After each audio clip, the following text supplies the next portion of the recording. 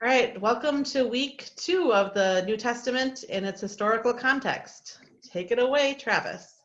Thank you, Pastor. So last time we were talking about the Roman Empire. We started off talking about the founding of Rome. We spent just a little bit of time talking about that. Then we talked about the Republic, and when we left off, Julius Caesar had been assassinated, and his great nephew Octavian became the next consul. He shared power with two others, Lepidus, who was the wealthiest man in Rome at the time, and Julius Caesar's former right hand, Mark Antony. The three of them formed the second triumvirate. The first triumvirate was Caesar and Pompey and Crassus. That wound up falling apart when Crassus died against the Parthians, and it left just Caesar and Pompey. And then when Caesar's daughter Julia, who was married to Pompey, died, then all connection between them fell apart. It wound up with a civil war, and Caesar was, of course, victorious and wound up assuming the title of dictator for life. He was, of course, assassinated on March 15th, 44 BC, the Ides of March, and the senators who were responsible, most notably Marcus Junius Brutus and Gaius Cassius, they wound up being trying to seize power and strip away everything Julius Caesar had done. Caesar, of course, outfoxed him even then, because he had declared that in his will and the codicil of his will that Octavian was going to inherit all his land, all his wealth, and all his offices as well. So Octavian now becomes part of the second triumvirate. That idea of a rule of three is extremely important.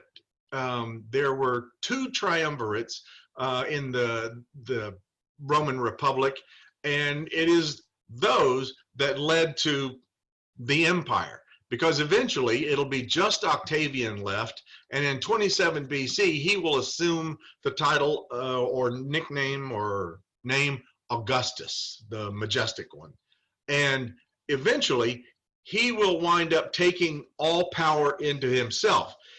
He will take three, once again that three offices. Imperator, which means he's the emperor, he's the commander-in-chief of the armies. The second is he is princeps, which is basically means first citizen. And as princeps, he was the lawgiver. Then the third title is Pontifex Maximus, the high priest of the state religion. So in Augustus is not only the legislature, not only the military, but also religion. Thelonious Monk once said, "Nice work if you can get it." That's certainly the case with Augustus. So now all power is wrapped up into the office of the emperor, Augustus being the first one. So the whole idea of that three will, of course, obviously have a huge impact on Christian theology. We don't get away from the idea of three. So after Augustus now being the emperor, he will rule until, 14 AD, and Christ, of course, is born during that time, but it's during the reign of the second emperor, Tiberius, who we will see the events of the Gospels beginning to unfold. But we want to take a step back again, and now that we have the context of Rome and the Republic and now the Empire in place, I want to have a look at the religious atmosphere in which Christ was born. Of course, we're talking about Judaism, and in Christian circles, the Judaism of the time of Jesus has often been thought of as an outward legalistic religion, to which the message of Jesus and the early Christians was a complete reversal or antithesis. But that picture has proved to be more of a caricature than of the real thing. Today, we look at the ministry of Jesus seen as a movement within Judaism rather than as something that was opposed to Judaism. Now, Jesus was opposed to the tactics of the scribes and definitely opposed the Sadducees. We'll talk about all those later. He was always trying to pull the Pharisees a little bit forward. But in no place does he really look to change the whole approach of what Judaism was trying to do in his time. So we now begin to understand just how complex and how still developing a phenomenon that first century Judaism really was. At the beginning of the Christian era, Judaism was divided into several different groups, and each group had its own views concerning the true Jewish way of life. On the other hand, there were some very basic understandings that were common to all of them. What were those? The basic beliefs? Well, although at the beginning of the Christian era, there were different groups comprising Judaism, those certain beliefs that united them all were, of course, a belief in one God, which made them completely different from everybody else. The Romans, the Greeks, the Egyptians all had pantheons of gods. Judaism is monotheistic, one God. And they also believed in the covenant which God had made with God's people, Israel. And they believed in the foundational book of the covenant, which was the Torah.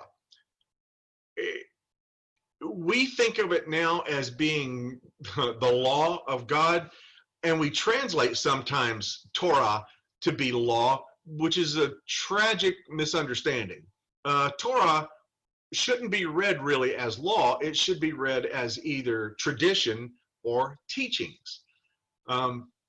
It takes a little bit of the sting away when you take away, precepts of the law. Well, the covenant between God and Israel comprised duties and commitments that were expected of both parties. God was committed to treat Israel in accordance with the special position as God's own people. And when we carefully read the Hebrew Bible, the Old Testament, we see that what was expected is that they were supposed to be a nation of priests. When they were chosen, it doesn't mean that they were loved more than other people. Rather, they were chosen to be the teachers.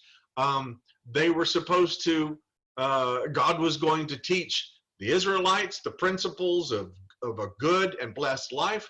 And Israel had made the commitment to be obedient to God and to live a life befitting the people of God, and also to be teachers to the rest of the world. So these principles are found in the Torah, the teachings of Moses, the applications, practical applications of all those. And the Torah also included directions concerning atonement for offenses that had been committed, so that the covenant could always remain in effect. Even if we slip, there is atonement. We can be brought back. So it's important to note that in Judaism, the Torah is not a way of salvation. We tend to read it that way, but actually I think we're mistaken when we look at that. Salvation for Judaism means election by God. And that election is based exclusively on God's grace. So the Torah for the first century Judaism, I'm probably going to do that a lot. First century Judaism is the lifestyle, is a reflection of the lifestyle of those who have been chosen, those who have been showered by the grace of God, who have been appointed to this place That is their salvation, which is completely a willful act of God, not something that the practitioners of the law had achieved for themselves, but rather something that God had bestowed. We find it's not too different than what we believe. But let's talk about those Jewish groups.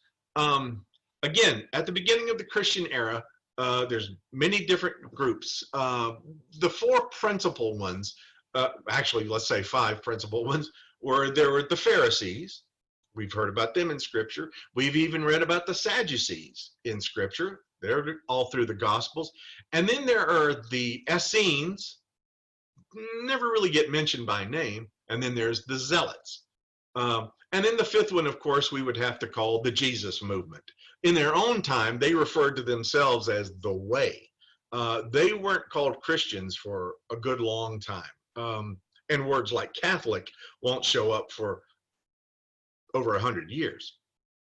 But the Pharisees, in the Gospels, the Pharisees, they often look like the influential arch enemies of Jesus.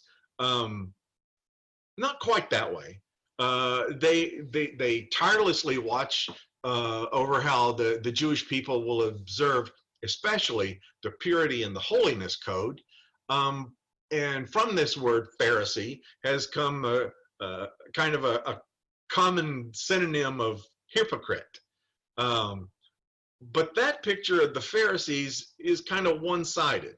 In fact, the Pharisees were just one Jewish group among many, and they were really a lay movement which placed emphasis on the Torah, the law of Moses, and the interpretation of it. They're looking at the text. They're looking at they're kind of the scholars. And that's why we'll find Pharisees and scribes together in the same company a lot of time. So they were focusing on Torah, and in particular on the importance of, again, that purity code for everyday holiness. There were really actually also many types of Pharisees as well. Some of them have seemed to be fairly close to Jesus in their thinking. In fact, you think about Jesus telling them sometimes that you are so close to the kingdom. And so the idea that we've always had as Pharisees being arch enemies, I think is mistaken. And I think if there were to be arch enemies, if we have to find somebody to fill that villainous role, it would probably be more of the Sadducees. Jesus has high expectations for the Pharisees. And you even see that from the Pharisees, we wind up having Nicodemus, Joseph of Arimathea, a guy we all know and love, Paul was a Pharisee. And some of the sayings and the teachings of Jesus during the first century, they also appear among the teaching of some of the Pharisee rabbis, for example. And the one that comes to mind is a guy named Rabbi Hillel. Now, rabbi is teaching, teacher, means actually my teacher. But Hillel was very active in Pharisaic circles. Like I said, Paul comes from the Pharisees and was very familiar with the teachings and sayings of Hillel. Their pastor has up the that line from him. When Hillel was born in 110 BC and died in 10 BC. Your math is correct. That's 120 years old. And he lived at the same time as another rabbi named Shammai. And the story goes that a young, actually non-Jew was the story, had gone to Shammai, who was kind of a crusty guy and kind of an aggressive rabbi. Not the kindest, sweetest guy around, but he goes to Shammai and he says, "Can you stand on one leg and recite the law and the prophets?" And Shammai was like, "Can't do that," and storms away. Hillel was a different kind of cat altogether. And so the young Gentile goes to Hillel, asks him the same question. And the story goes that Hillel picked up one leg and said, "That which is hateful to you, do not do to your fellow." That is the entire Torah, and the rest is its commentary. Now go and study. Wow, what a great answer. And sounds a lot like the answer somebody else gave a few years later. It was something that Jesus had said, that love God with all your heart, mind, soul, strength, love your neighbor as yourself, and on these hang the law and the prophets. So yeah, there were teachers, there were movements around the same time as, or during the same time as Jesus, and that idea was already taken root. Now, a guy named Justin Martyr, and we talked about him before when we were talking about the Holy Spirit class. Justin Martyr had said that the Holy Spirit was at work in every nation. He called it the logos spermatikos, the seed, the word acting as a seed, and that in all these different cultures there was already a knowledge and a bent toward the coming of the gospel and the teachings of Jesus. Now Hillel, I just want to include this story because I like it. Hillel was winds up being very influential in the Passover Seder, which is what the Jews participate, the meal that they have celebrating Passover. And it reenacts the ancient customs of the Haggadah. And in the section called Korech, the participants follow after Hillel, and they take bitter herbs. Sometimes it's lettuce, sometimes it's horseradish, sometimes it's, whatever. And they place them between two pieces of matzah, and then they eat them in Hebrew, saying, "This is a remembrance of Hillel in temple times. This is what Hillel did when the temple existed. He enwrapped the paschal lamb, the matzah, and the bitter herbs to eat them as one in fulfillment of the verse, with matzot and maror, they shall eat it," from Numbers 9:11.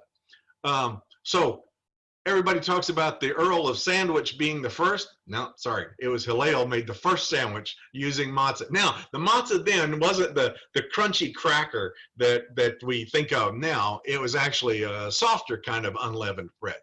Think of a pita bread. It was much more like that. So, Pastor, if we'll look at image 2, please. Now, in the opinion of the Pharisees, holiness was not only for the priests and the temple. By observing the purity code, every member of the people of God might participate in the holiness of God. In the interpretation of the written law, the Pharisees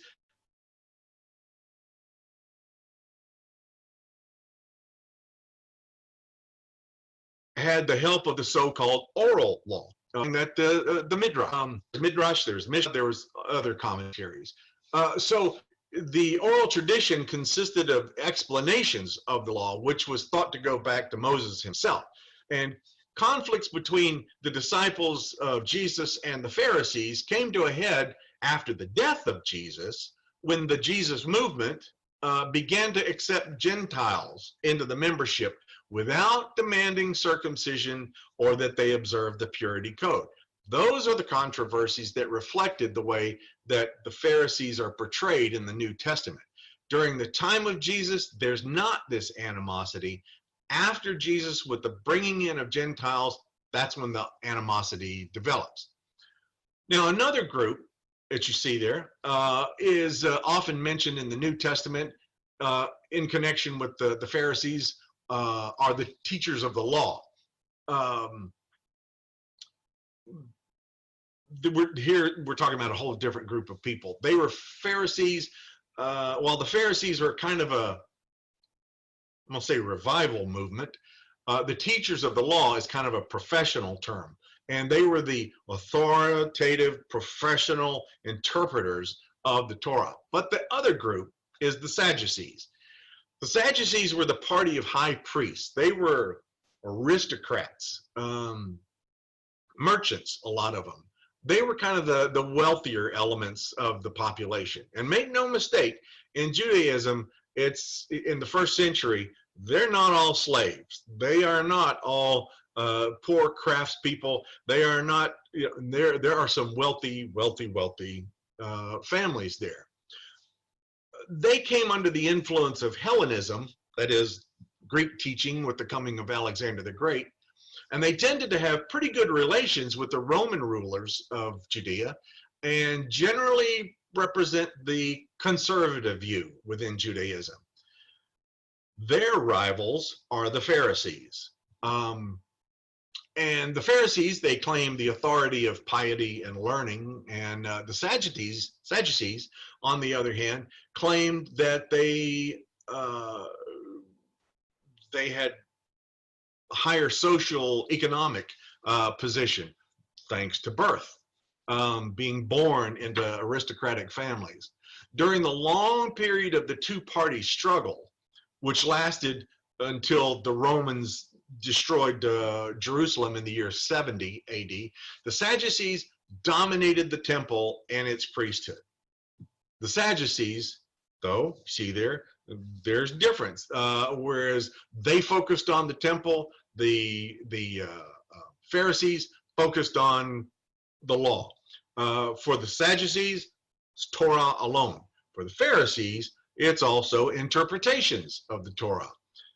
One is middle class, the other is upper class. One, the Pharisees, they believe in the resurrection of the dead and they believe in an afterlife. The Sadducees do not. There is no resurrection, there is no afterlife.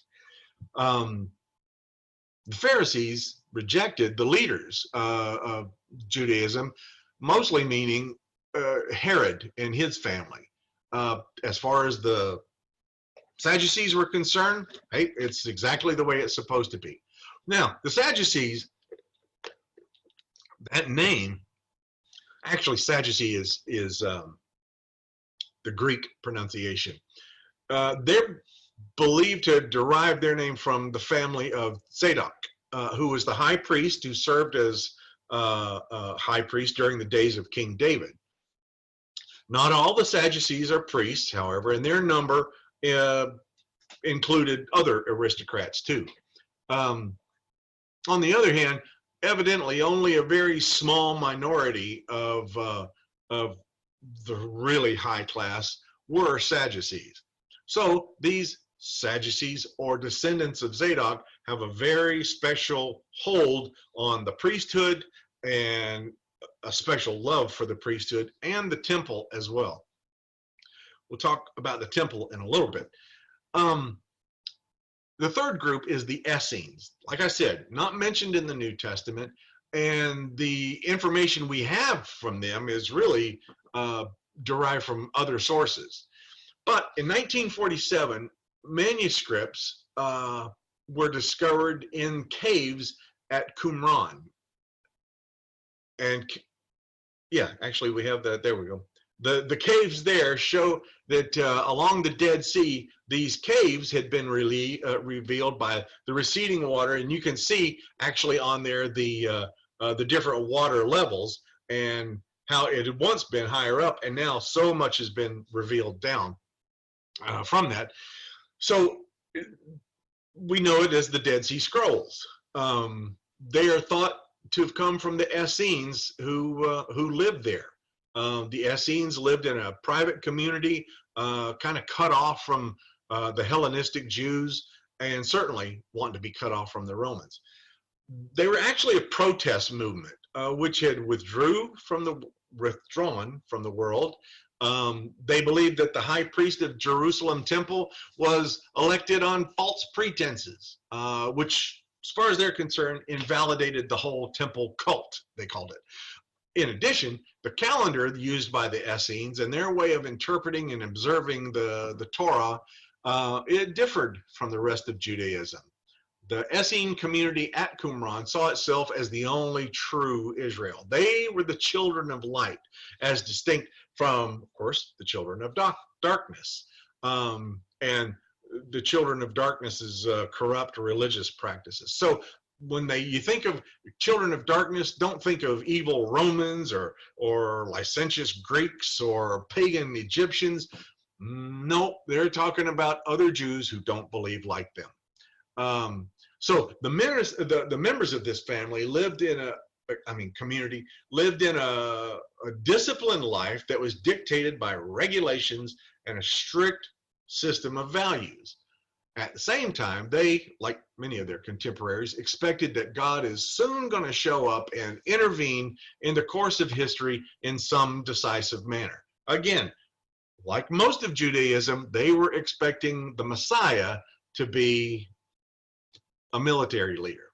So the Qumran discoveries were made at on the northwestern end of the Dead Sea. In the first discoveries were in 1947. The last discoveries were in 56. 11 caves in the desert there where they found these manuscripts from the Hebrew Bible and other religious texts, one especially called The War of the Children of Light with the Children of Darkness. And then there was writings of the group themselves, the rules of the community, the religious texts, doctrinal stuff. The texts were all written on leather and papyrus scrolls and written in Hebrew or Aramaic and sometimes in Greek. Some of those manuscripts were carefully packed away in clay jars, but most of them were really just lying on the floors of the caves, totally at the mercy of the dampness, worms, other stuff. So who knows what was lost in there. Well, in the vicinity of those caves that were excavated, there was a group of buildings that covered an area of about 100 by 80 meters. And the first of those was built somewhere around 150 BC. Now, in 150 BC, this is when the Maccabees are leading their, having their revolt and overthrowing the Seleucid dynasty. And so here it's during this time that the Essenes began to move away from that. That main building was an assembly room and a workroom, and actually had a 2-story tower, a stone tower. The water was collected from high up in the mountains, stored in these large rainwater containers and tanks and cisterns. And some of those tanks were used for a ritual baptism, where before, and Judaism does this, before going into the temple, they were to wash their face, wash their hands and their feet and their elbows. That was a Jewish form of baptism, but they didn't do that once. They would do that every time that they were going into the temple. They also found a large cemetery there that contained well over 1,000 graves, and the manuscripts were hidden in those caves because they didn't want the Romans to discover them. The Romans finally destroyed the settlement in the year 68, which was the same time that they had began wrecking Jerusalem. So the oldest manuscripts there found at Qumran were fragments of Hebrew Bible manuscript copies from as early as the 3rd century BC. Pardon me. The majority of the manuscripts, though, date from the 2 centuries just before the birth of Christ and the 1st century following it. So that's when most of the copying and writing took place. How many texts? There was over 200 that had been found. Many of the scrolls, though, like I said, so badly damaged that only fragments are left. The 4th group is the Zealots. And the Zealots, in the Greek Zelotes, and in your King James Bible, it refers to one of the disciples as Simon Zelotes, it's just a general term for a person with a cause, in particular for one of a dedication to a religious group or a religious ideal. Again, Simon, one of Jesus' disciples, was known as Simon the Zealot. It doesn't mean that Simon was, what's the phrase we use, on fire for God or something like that. No, it means he was a part of this political party. So Jesus had with his group all kinds of political leanings. Later, the name Zealots came to refer to this very same rebel organization. Especially, they will develop into a larger, much more active, much more united group just before the Jewish War and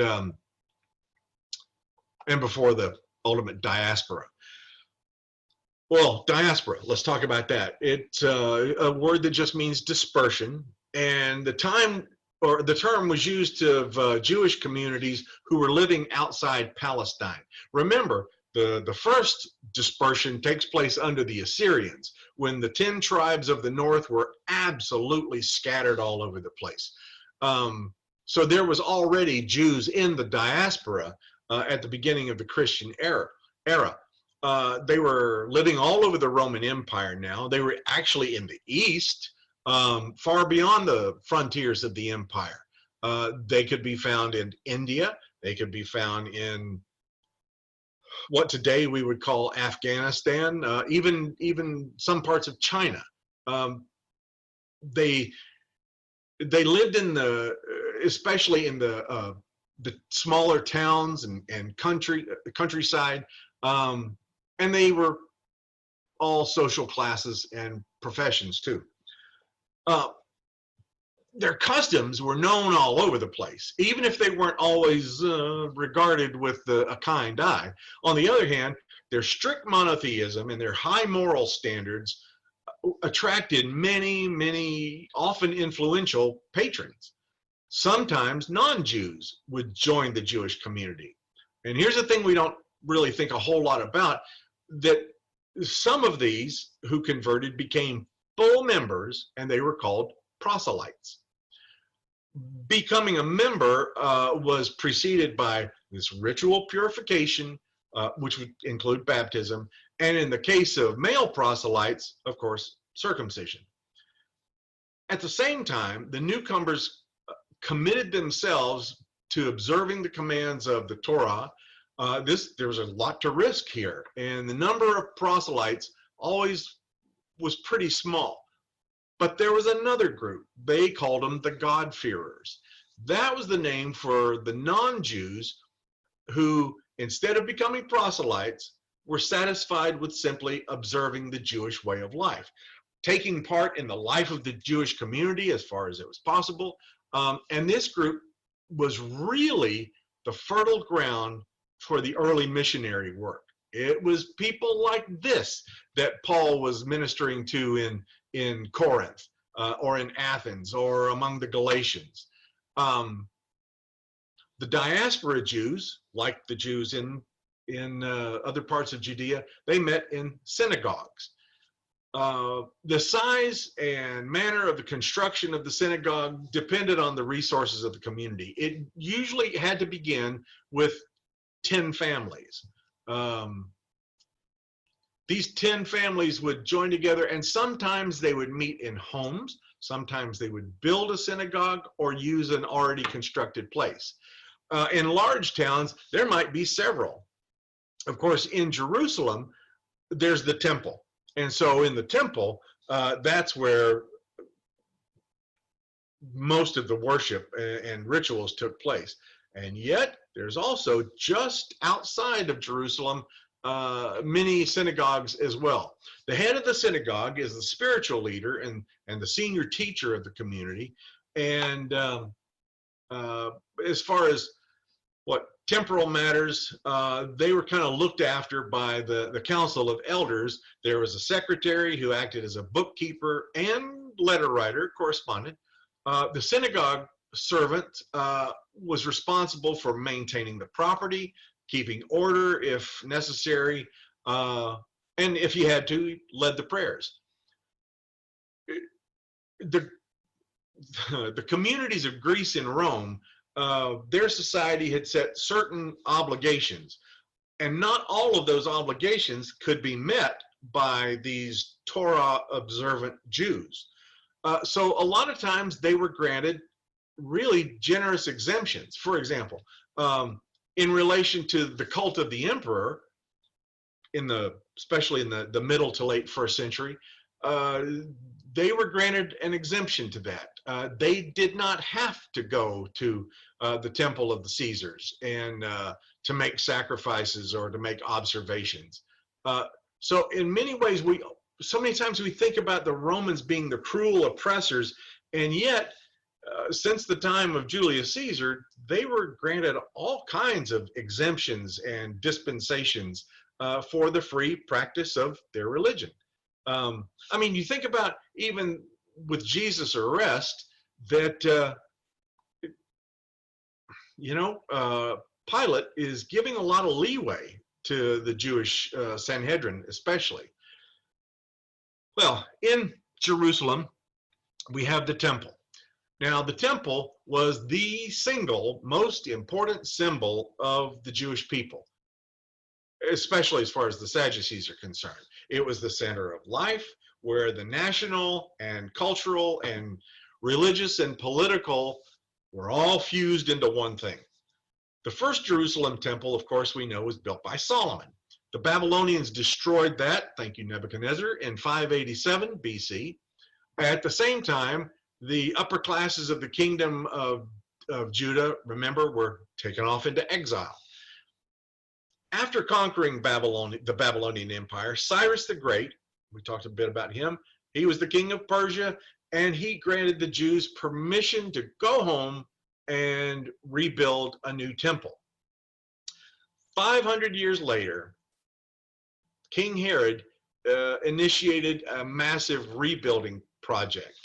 If we look at image 4, Pastor, we always think of the Temple of Solomon being this massive thing, but when we look and see, you'll look to the left there, and you'll see where Solomon's temple is, including the outer great court. And now look right next to it, and that is what Herod's temple looks like. A massive courtyard with huge walls, and if you'll look at the size comparison down there on the bottom, you can see that it's actually longer than an American football field. Yeah, pretty massive stuff. So what Herod is wanting to do, because remember that second temple is rebuilt under Ezra? No, Zerubbabel. And so that one is often called the Second Temple. Herod's temple is actually just a rebuilding of that second temple with much more expanded and all that. And sometimes Herod's temple is referred to as the Third Temple, when, if we're going to be precise, it is just an expansion of the Second Temple of Zerubbabel. So,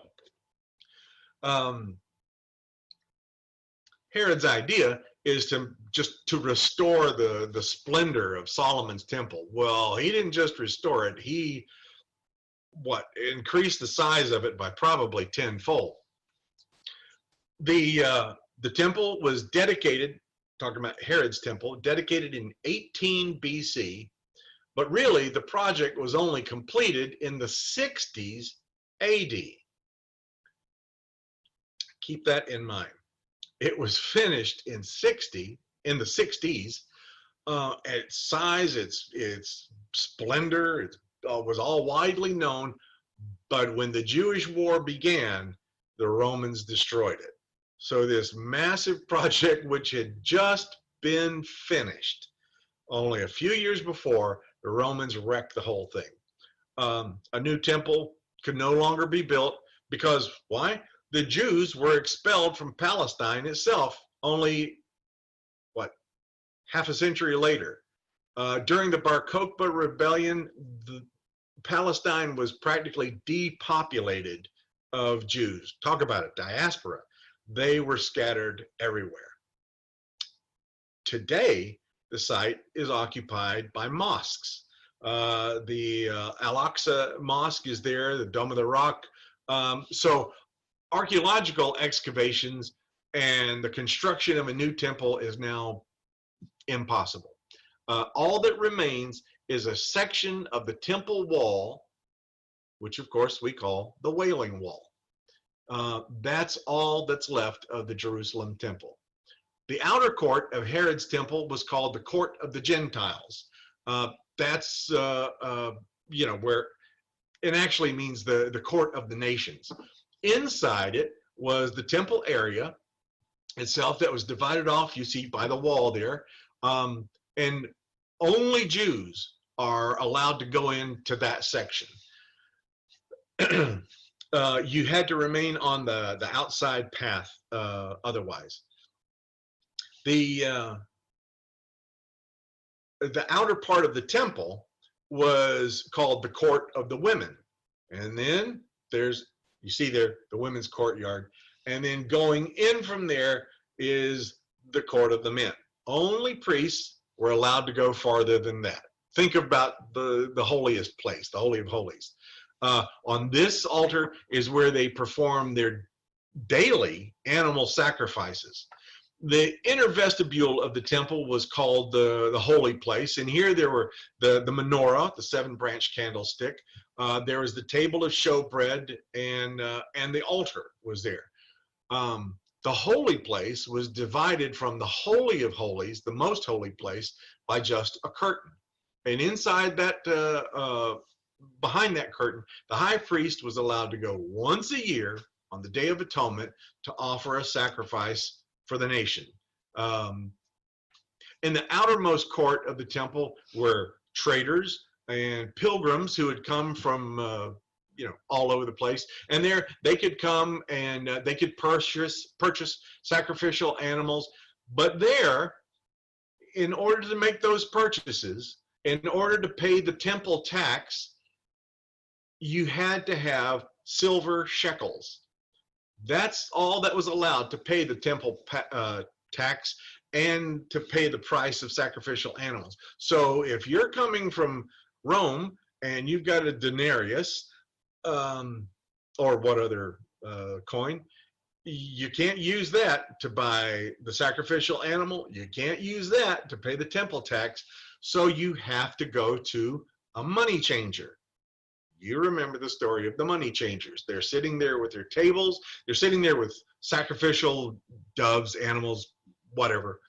But the thing about that is, it wasn't just that here I have 50 shekels worth of a Roman coin, give me 50 shekels. Nope, there was a bit of an exchange rate. Think about going through an international airport where you can see, you can buy this many Chinese yuan, but it's not going to be a straight up exchange. You're going to pay a little bit for the price for the service. That's exactly what was making Jesus so upset, was because these people are getting rich off of people who are simply wanting to buy sacrificial animals or exchange their currency for the required silver shekels. And so, yeah, Jesus loses it. Drives the animals out. Remember, he fashions a whip from a bunch of cords and overturns the tables and drives out the animals. Interestingly, it never says that he struck any of the money changers. It says he struck the animals. Well, in the temple, image 5, Pastor. In the temple area, there was also the Antonia fortress. That was one of Herod's palaces, and it was located in the next one, there we go. That was located in the,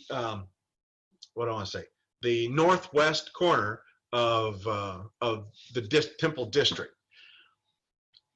Now, from that fortress, it was possible to keep all kinds of order in the temple, especially during Passover. And it also was probably in the Antonia fortress there that Pontius Pilate had Jesus brought before him and sentenced and led out to be crucified from that spot. In the temple itself, there were both priests and Levites, still some Levites to be found, but the Levites didn't participate in the sacrificial business, but rather they took care of the music and the guarding of the temple and the cleaning of the temple. The sacrifices, let's talk about that. The priests, they offered, actually they offered numerous sacrifices in the temple every day because, again, the Torah obliged Jews to purify themselves and to atone for their sins by offering a sacrifice. More than that, Thanksgiving offerings were also sacrificed. The sacrificial victim might be a sheep, might be a dove, sometimes flour, sometimes wine might also be offered as a sacrifice. And in addition to the sacrifices brought by individuals, there were communal sacrifices that were offered every day in the temple by families, by cities, the nation. In the process, the animal's throat is slit and the blood was collected in a bowl for actually throwing onto the altar. The animal was then skinned and the fat was burnt in fire, again, on the altar. The hide and part of the meat was put to one side because that was going to be given to the priests. They actually got their living from the sacrifices during their term of service in the temple. The rest of the meat then was given to the person who had brought the offering in the first place. Then that person left the temple to eat the rest of the meat with his friends and family and whoever else he invited. A burnt offering, on the other hand, was an offering which was burnt entirely, I mean, in its entirety, in the fire on the altar. The blood and the hide were removed. The blood was, again, drained away, thrown onto the altar. The hide was removed before the offering was actually burnt. Because the sacrificial animal had to be perfect, it was most convenient to buy it in the temple, where they only sold perfect specimens. So the pilgrim who comes from far away actually has a pretty good risk of ruining the sacrificial animal if the person brings the animal with them, because it might get injured on the journey and then it's no longer fit to be sacrificed. So better to go and actually, buy it there. Once again, you think of the money changers and these guys who were also selling these sacrificial animals. Now, the synagogue, let's go back and talk about them for a little bit. They were both in the villages and in the towns, and the Jews gathered there for worship. Now, there's no sacrifice being done there. This is really a place of teaching. You remember in the Gospels it says that Jesus took up the scroll of Isaiah and he began to read, "The Spirit of the Lord is upon me." So it was, and it also talks a lot about him teaching in the synagogue. And remember, the response of the people is that they were amazed at his teaching because he spoke with authority and not like one of their scribes. Yeah, why? Because Jesus is somebody who knows what he's talking about. He is speaking with authority. He's speaking with complete conviction and with an understanding too. And probably with the very same, if Jesus had come to destroy Judaism, then why would he have been in the synagogue in the first place, except to win converts away, I guess. Rather, it says that he revealed the scripture to them.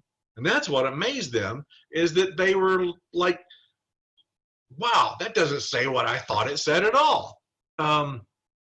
So the synagogue is the place for teaching. There was also care for the poor took place there, and also being hospitable to Jews who had traveled from far places. But it was also a place for trials too. Think about, civil trials between people over property or something like that. In the synagogue also, the first Christians too preached their message. that was the first place they would go, is they would look for the synagogues. They're not going to get a whole lot of action in the temple because that wasn't really the place for teaching, although they certainly went to the temple district to talk to people. So the activities of the synagogue actually offered a model for the first Christian communities. And the synagogues also had a Torah school as well. It was the community meeting place and teaching place, and some place where people from all kinds of socioeconomic backgrounds and professions could all meet together. We only have a few minutes left, but I do want to talk about a little bit about that the holiness code, the purity and holiness code of the Pharisees. These were the regulations concerning, obviously, purity and holiness that were found in many cultures in different parts of the world. The terms clean and unclean didn't really refer to the idea of cleanliness or getting dirty in the present day sense of the word. Rather, it was a question of actions, substances, matters, objects, places where it was desired to place out of bounds for the community. In early Judaism, attitudes towards the purity and holiness code that was contained in the Torah was different. It was a varied understanding. And in the diaspora, the Jews were more liberal-minded than were the Jews who were in Jerusalem or in Palestine. Especially among the Pharisees and Essenes, they were stricter than these outside groups. In any case, the purity code seems to have grown in importance at the beginning, as the beginning of the Christian era began to open. According to Torah, a person becomes unclean if he or she touches something unclean. That's why, remember, not supposed to touch dead animals, not supposed to touch people with the skin diseases, leprosy they were calling it, things like that. As long as he or she was unclean, he or she was not allowed to come in contact with clean people or clean objects. In some cases, uncleanness disappeared by itself after a certain period of time. We think about after a woman has given birth or other issues like that. Wait enough time and then the person is returned to a state of cleanness. Sometimes the person to become clean is required to offer a sacrifice or to perform a ritual washing. There were the typical sources of uncleanness were bodily secretions and corpses, unclean animals, and food that had been prepared wrongly. Which is why we think about kosher foods now. It's got to be killed in a certain way. It's got to be stored in a certain way. It's got all that. Holiness, too, was, on the other hand, was also based on being untouched. If the holy and unclean came into contact, one or the other has ceased to exist. The holy became unholy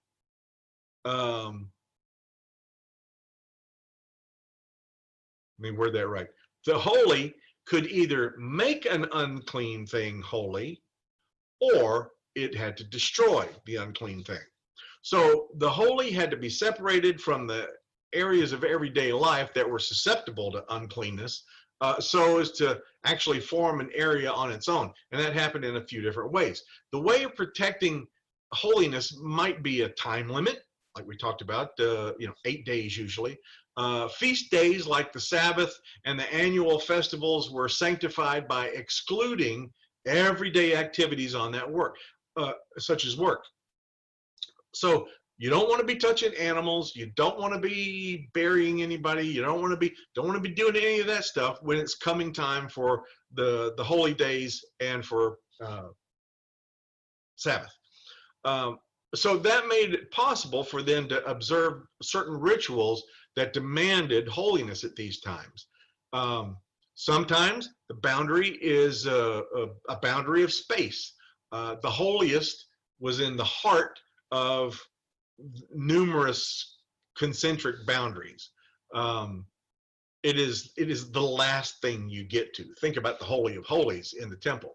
Um, Israel, they believe, is the Holy Land, but holier than Israel is Jerusalem, and holier than Jerusalem is the temple in Jerusalem.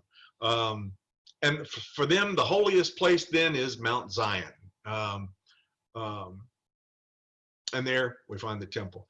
That's the holiest place well, actually, even more holy than the temple is the holy place. And holier than that is the most holy place.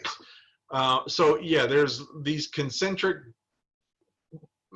boundaries that kept leading farther and farther in. It's kind of the same thing that you see in the writings of some of the medieval mystics, like I'm thinking of Saint Teresa of Avila with her book Interior Fortress. Fantastic book, but again, the holiest place is the deepest place. Sometimes the boundary might be between people. Israel is a holy people, which was distinguished from the nations or the Gentiles by the fact that Israel observed the Torah. There were also concrete manifestations of this obedience, and that included the dietary rules, male circumcision, and of course the observance of the Sabbath. The holiness of the priests was greater than the holiness of the ordinary people. That was one of the characteristic features of the Pharisees, was that they tried to observe the purity code of the priests themselves, even though they're not priests.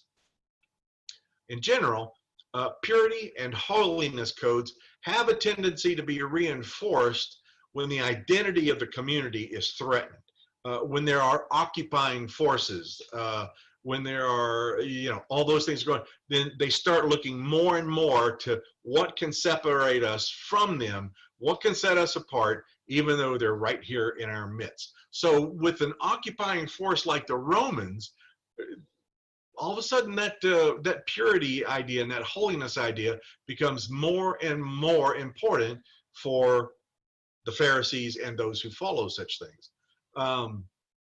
And for that same reason, well, because these boundaries remind the community of who they really are. And for that same reason, the purity and holiness code played a really important part when Christianity begins to diverge from Judaism.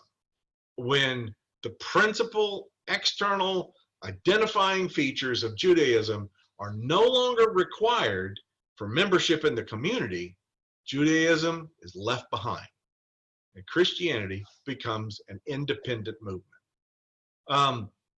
It's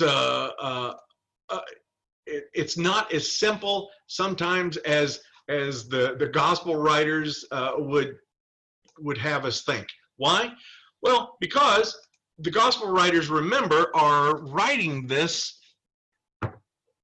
after the destruction of the temple, and now we're starting to see there to be a real hard break between the Christian movement and the Jewish community.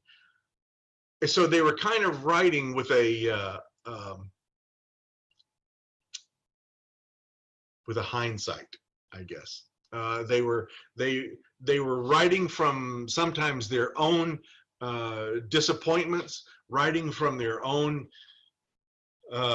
feelings of separation, and those who were not necessarily enemies in the beginning were painted with that kind of brush. Because remember, and never ever forget, Jesus died at the hands of the Romans. Crucifixion is not, never was, a Jewish form of execution. That's the Romans. And yet, sometimes by the time the gospel writers have gotten around to writing it, Pilate looks like a not so bad guy. Pilate was Yeah, yeah, he was no sweetheart. And as we'll find out next time, is that Pilate is going to get in trouble over what is called the mishandling of the Galilean question. He will be recalled back to Rome, and in fact, he'll wind up spending his last days in a small town soon to be overheated called Pompeii. And who knows, he might have been there when the fireworks started. Anyway, it's so there we are. I think that gives us a good background as to what Judaism looked like at the time. That they weren't quite the adversaries that that they get always painted as being. It was just a misunderstanding, and Jesus was trying to draw them along too, and teach them. And yet, you're so close, and yet you missed it. So there we have it. Any questions?